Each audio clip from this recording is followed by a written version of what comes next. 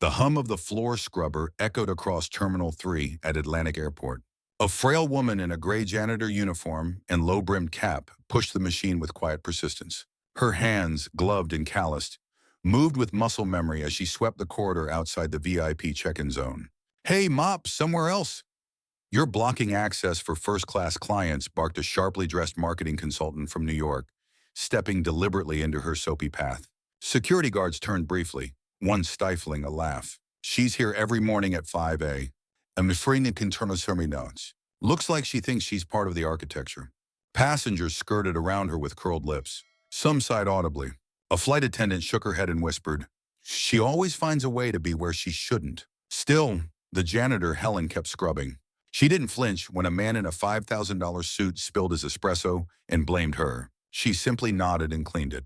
An operations manager muttered to his assistant, "We need to talk to maintenance. She's dragging down the brand." In a world of polished marble and high-profile clientele, Helen was a smudge that refused to be buffed. The rain hammered the airport roof as Helen pushed her cart toward Terminal A's VIP corridor. She glanced up as a young supervisor blocked her path. "Wrong zone again," he said coldly. "You janitors aren't supposed to be near the executive lounge. Go mop the public gates." Helen nodded, wheeled around, and silently found a new path. But less than an hour later, a woman in heels pointed angrily at her as she mopped by the business class queue. "This is unacceptable. You just splashed water on my product. Do you know how much that costs?" Helen barely looked up. "Apologies, ma'am." "Ma'am."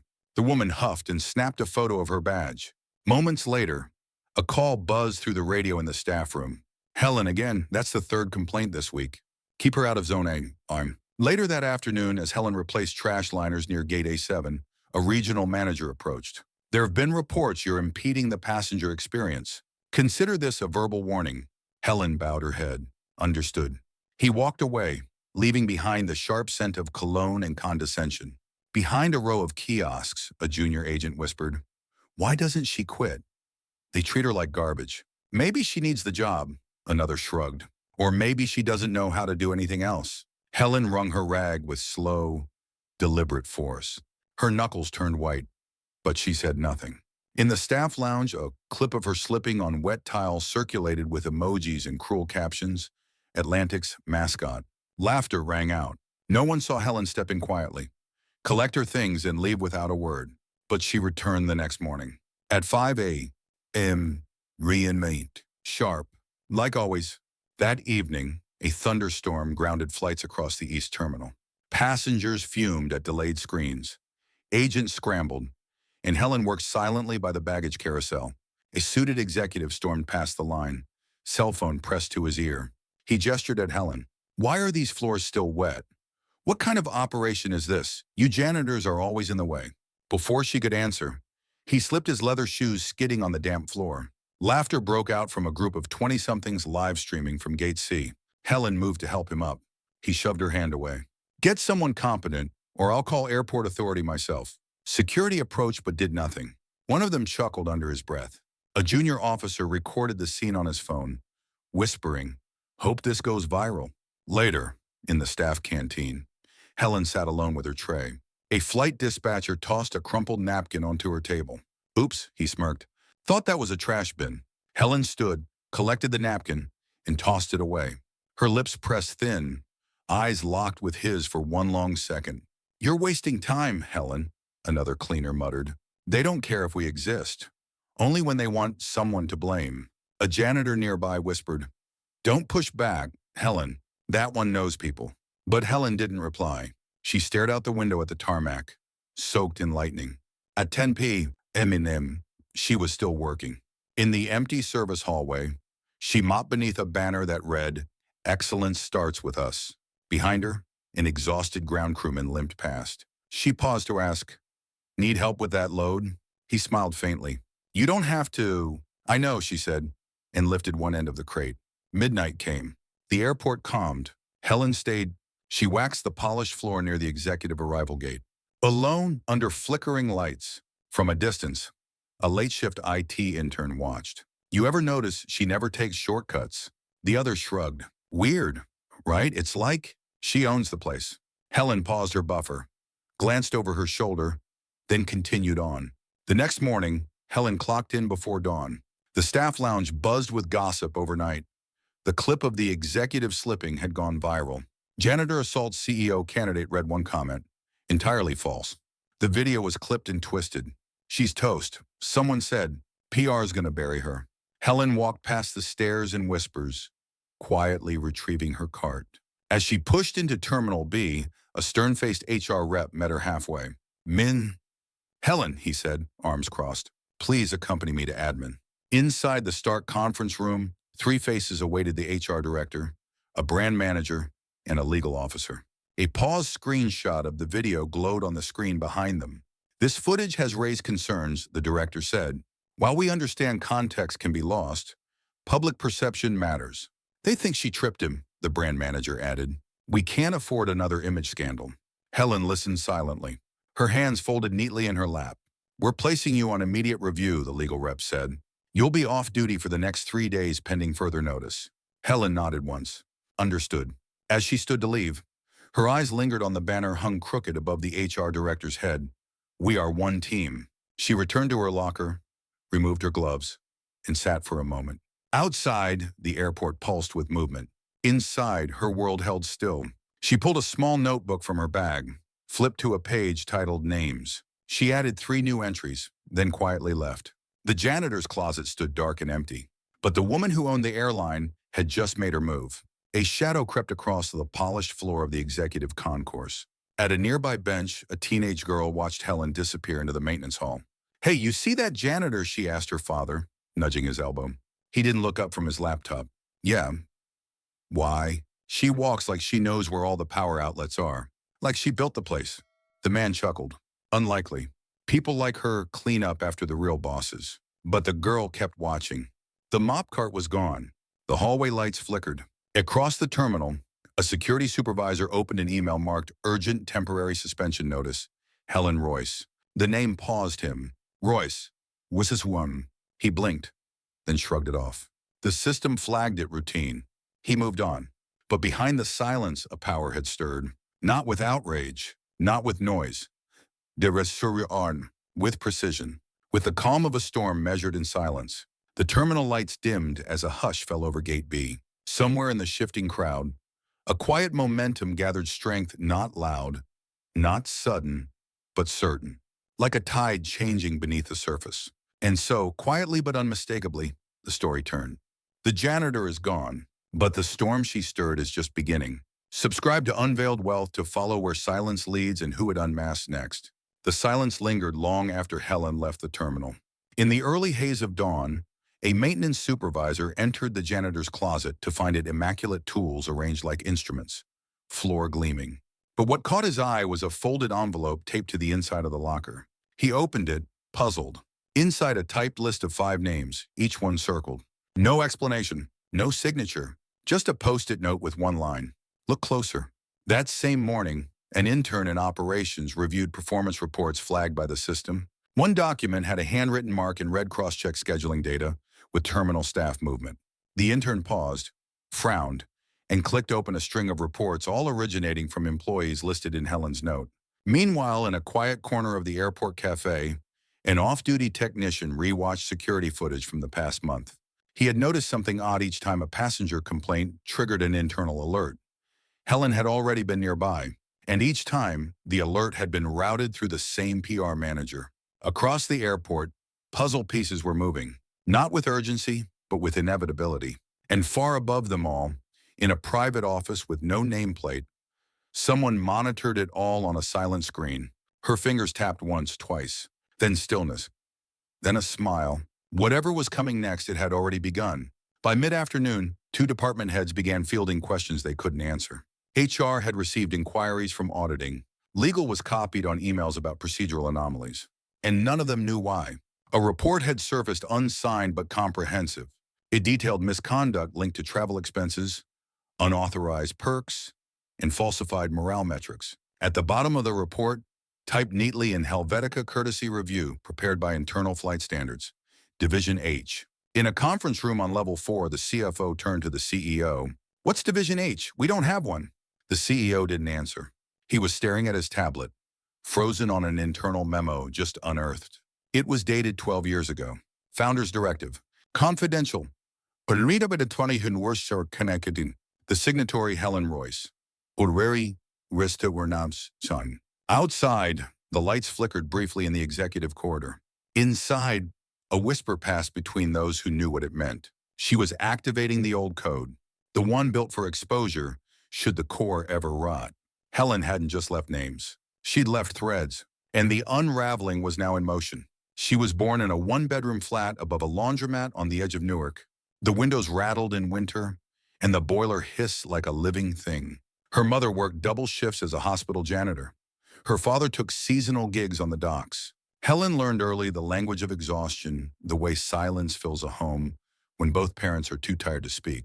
At 6, she was folding clothes for strangers. By 10, she had memorized the train schedule to the city. She'd stand near the terminal glass just to watch planes lift off, their engines splitting the sky. She didn't know where they were going. She only knew they left. Books became her ticket. She borrowed library keys from her school custodian, spent evenings between stacks learning what teachers had no time to explain. Her scholarship came from a mechanics union. She majored in applied logistics, minored in systems engineering, and skipped graduation to take an internship on the tarmac. Long before the marble floors and private lounges, Helen stood in a hangar under flickering warehouse lights. The cold metal of the fuselage beside her still smelled like new rivets in industrial sealant. Her hands, then ungloved and unwrinkled, gripped a clipboard as engineers buzzed around her. She wasn't the boss then. She wasn't even an investor. She was the assistant to a man who said, "Airlines are for show.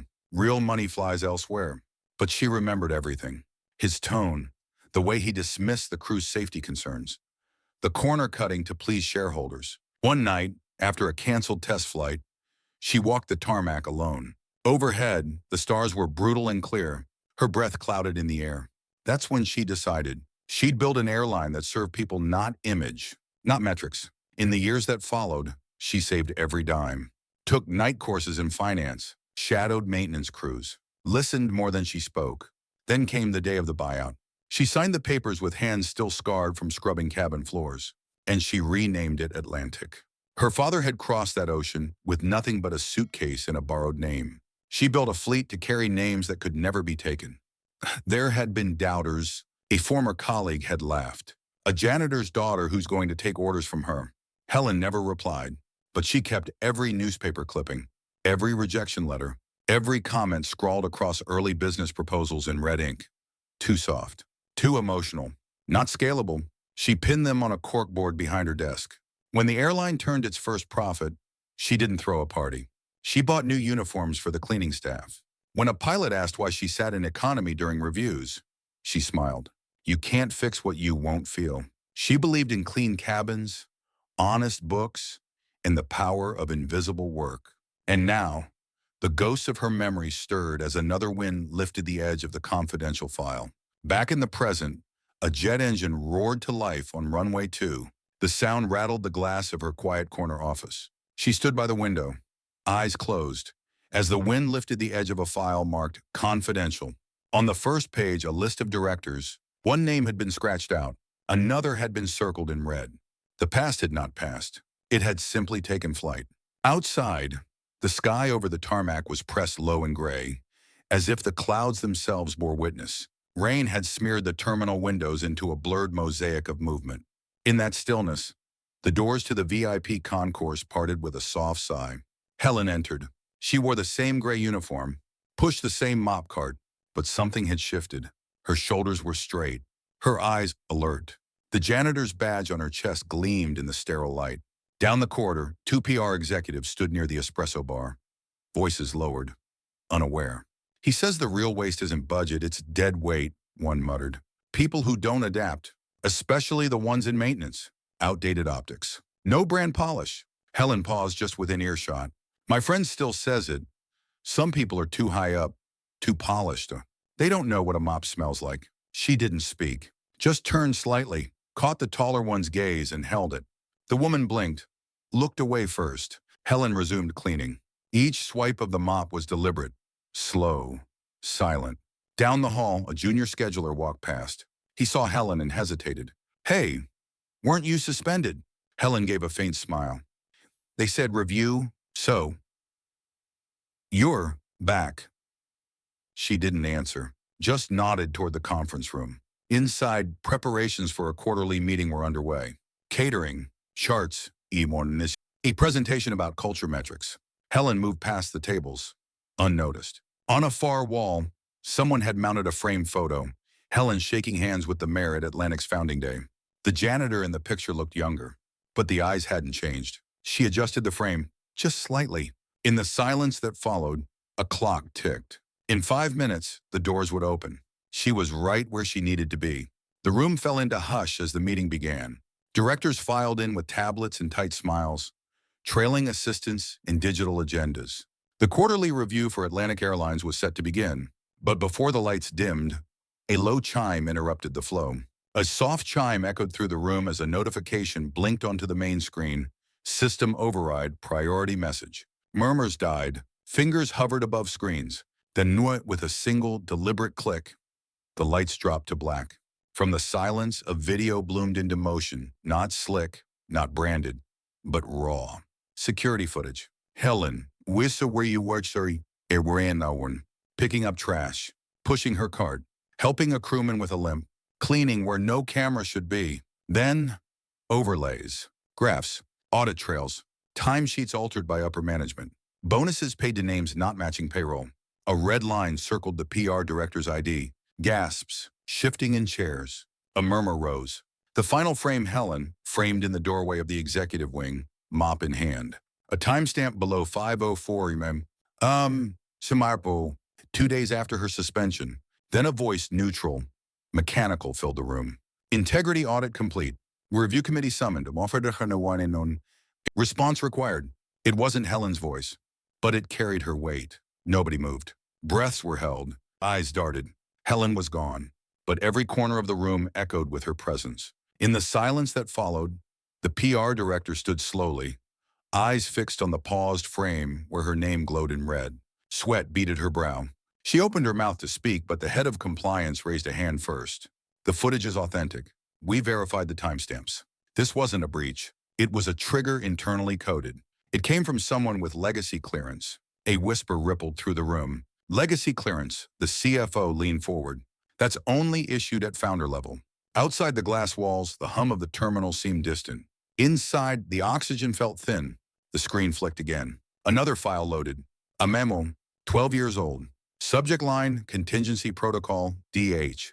Below it, the founder's signature, Helen Royce. The room spun, but no one moved. A mid-level strategist dropped his pen. Someone cursed under their breath. Then the door opened. Not with noise, but with certainty. Helen entered. No cart this time. No uniform. Just a slate gray jacket. No name tag. She didn't need one. She walked to the front of the room. No one asked how she got past clearance. No one dared. She looked at the screen, then back at the room. You know why I'm here, she said. And they did. She reached into her coat, pulled out a sleek black ID wallet, and placed it on the table. The scanner light turned green. Instantly, the wall screen split live footage from multiple terminals, audio from staff channels, timestamps, transactions, overlays. This, Helen said quietly, is not about embarrassment. It's about the cost of letting rot spread unchecked. The PR director backed toward the door. Security appeared before she reached it. Helen didn't raise her voice. She didn't need to. You falsified 3 reports, blocked 8 complaints, and approved hush payouts disguised as vendor contracts. You're done.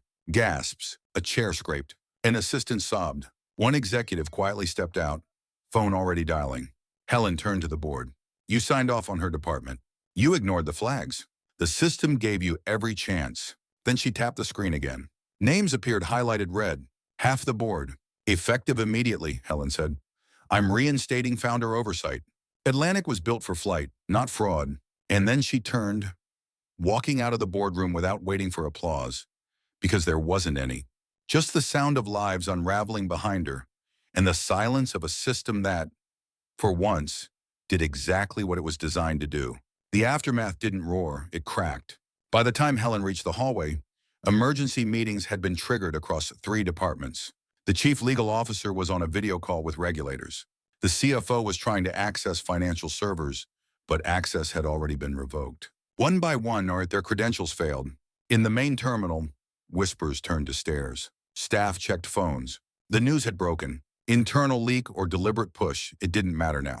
Screens lit up with a corporate statement. Atlantic Airlines has initiated a top-down leadership integrity review. Operations remain unaffected. Statement from Chairwoman Royce to follow. Some stared in disbelief. Others simply nodded, as if something long denied had just been confirmed. A maintenance worker leaned on his broom, watching the screen. "About damn time," he said. In the boardroom, panic frayed the edges of suits and composure.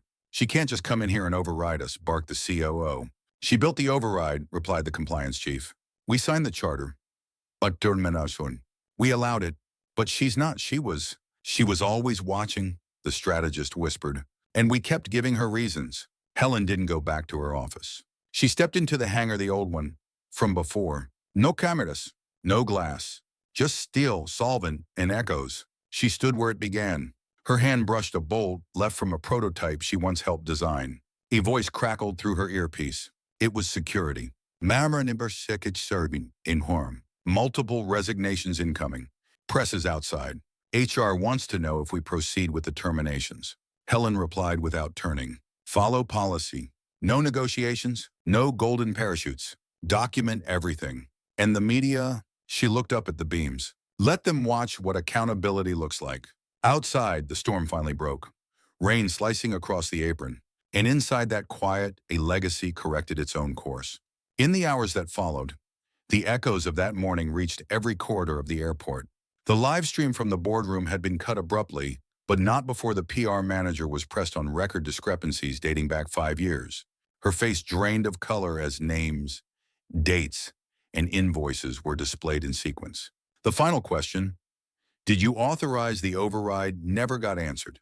The feed went black. By noon, her office was boxed. Security arrived. The door closed behind her with a finality that needed no sound. As she walked out past the main floor, someone whispered, "She told me to hide complaints, said it was for brand optics." Others shared their stories too. "Helen helped me lift cargo when my back gave out," said a logistics runner. "Didn't even hesitate. She stayed when my shift ran late. She never left until the job was done. I didn't know she was the founder," one cleaner said, near tears. "She just said, 'We're all on the same shift here.'" In the concourse, screens flickered to life. An announcement. Effective immediately, Atlantic Airlines appoints Enrique Damos, lead maintenance tech, as director of operations. The room was quiet for a second, then erupted.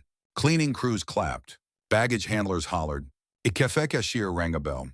From the upper balcony, Helen watched. She didn't wave, didn't speak, just placed one hand on the rail. Steady. Behind her, the compliance chief stepped forward. "We've cleared 10 roles. 6 interim leaders are rising from within. All vetted, all clean." Helen nodded. "Send them through orientation. And tell HR no parachutes." He chuckled. "Dura, they already know." That afternoon, in a municipal courtroom, files were unsealed. Depositions began. A judge asked, "Why now?" and a voice answered, "Because no one expected her to be watching." In the break room, someone pinned up a photo Helen in janitor gray, mop upright like a staff. Below it, a single line built from the floor up. No memo needed. Everyone understood. Later that evening, in a quiet hangar office, Helen opened an envelope, handwritten notes from staff who once feared her title, a drawing from a cleaner's daughter, a thank you card folded in half, signed only "from the ones who saw you cleaning when no one else did." She placed them inside a file marked Legacy Internal. No press release, no post. Then, with the terminal lights glowing behind her and a mop still standing in the corner of the room, Helen turned off the light. Tomorrow, the rebuild would begin. A week later, the nameplate outside the executive office read, not CEO, not chairwoman, but simply Helen Royce. Inside, no portraits hung, no leather chairs waited, just a long table and open blinds. On the wall, someone had stenciled the words from a now-retired baggage handler. "Respect doesn't travel first class." Helen arrived each day at 6, met with new department heads, asked questions no one else had, listened longer than they expected. The cafeteria stopped locking their back door. The cleaners said it felt different now. A new badge policy went live, every title hidden, every name same size. New hires heard the story. Not from HR, from the janitor turned director who still rolled up her sleeves when a flight was short-staffed. At Gate 5, a plaque now reads, Atlantic was never about planes. It was about people who lift what no one else sees. No cameras flashed when Helen walked past, but people stood a little straighter. And the floor was always clean. In the training center, a new orientation module began not with safety codes or benefits, but with a short film titled The Janitor Who Owned the Sky. New hires watched in silence, eyes wide, not knowing if the woman they'd seen in the final frame still walked among them. In the staff app, a new section appeared, Submit Anonymous Thanks. Within days, it overflowed entries from every department. Most addressed one name. None said CEO. One read to the woman who swept the floor and cleared the path, Thank you for seeing us. The industry noticed. Trade journals wrote cautious praise. News anchors framed it as a turnaround story. But to the people inside Atlantic, it was simpler. The airport no longer tolerated shadow games. Whispers stopped traveling farther than facts. And the old joke, management doesn't even know our names, became obsolete. The cleaning crew got new gear. Not branded, not flashy, just comfortable, just right. One asked Helen what color the aprons should be. She said, the kind that hides stains and carries pride. In an unused wing, a crew built a quiet memorial, names engraved in brushed steel workers who retired before they were ever thanked. It wasn't publicized, but everyone walked by at least once. Helen never gave a press conference. She just changed the locks and gave out keys. And when a reporter finally caught her near Gate 4 and asked, why janitor first? She paused, looked at the terminal, and said, because the ground has always carried the weight. That quote ended up on a mural near the arrivals hall, painted not by contractors, but by staff volunteers over 2 weekends. It shows a figure in gray, holding a mop, and behind her clouds parting, planes rising, passengers looking up. A final caption reads, some clean to survive, some clean to lead. She cleaned so others could rise. Stay with us until the last light flickers on the runway, because the stories we tell are not fiction. They are reminders that silence can be strength, and the invisible can be powerful. If this story moved you, if you felt a shift in the way you see your workplace, your leaders, or even the person cleaning the floor near your gate, then ask yourself, what would you have done if you saw it happen? Would you have looked away, or would you have stood up quietly and remembered her name? This isn't just a story about justice. It's about presence, about the quiet resilience that never needed titles, and the people who change everything by doing the work no one values until it's too late. And if that matters to you, if you believe there are more Helens out there, then join us. Subscribe to Unveiled Wealth, where kindness sparks redemption and silence breaks power. Because next time, the janitor might be watching you. And if they are, maybe it's not to judge. Maybe it's to see who bends, who pretends, and who still reaches down when no one else is looking. At Unveiled Wealth, we don't just share stories, we uncover truths. We look beneath the uniform, behind the silence, inside the boardroom, and under the stairs. We tell stories like Helen's because they happen every day, unseen. But not for long. Subscribe, share, and remember, every story starts on the ground.